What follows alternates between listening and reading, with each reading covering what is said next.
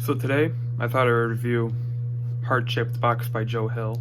Now, if you remember, this book was actually on my list of best books of 2018 list, and I think it still deserves that spot because this is a horror novel that actually made me kind of afraid to fall asleep. Like, I remember reading one chapter and it just the way Joe Hill described like the setting and how malicious the ghost is in this story really makes it, makes you feel vulnerable because of it. So basically this book is about this middle-aged rock star who gets a link to a website that's actually an auction for a cursed box that contains a ghost. Now he ends up winning the auction, but here's the thing. The ghost in it is fucking malevolent as fuck. Alright? And what's worse is that when he was alive, he knew hypnotism, so he's actually able to kind of control what people do without them knowing it. Like, he can enter your, subconscious. It was a really twisted story in that sense.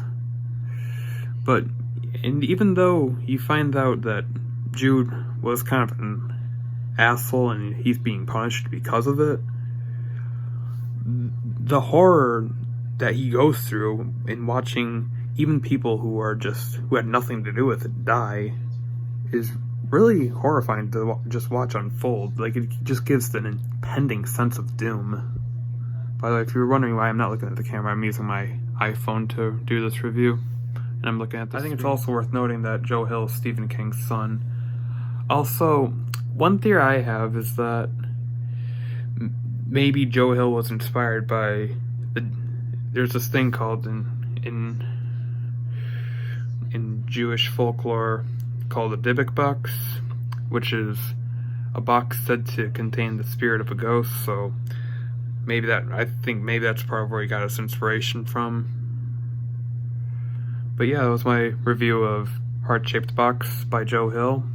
It's a very good novel it's not only a good horror novel, but there's also a sense of what the hell is going on. I need to find out what's causing all this.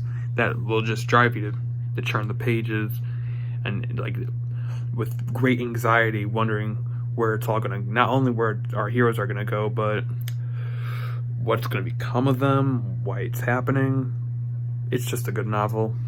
Thank you for watching, and don't forget to like and sub for more content. Also, if you're wondering why my eyes keep darting around, it's because if you can see my reflection of my glasses, I'm recording on my iPhone.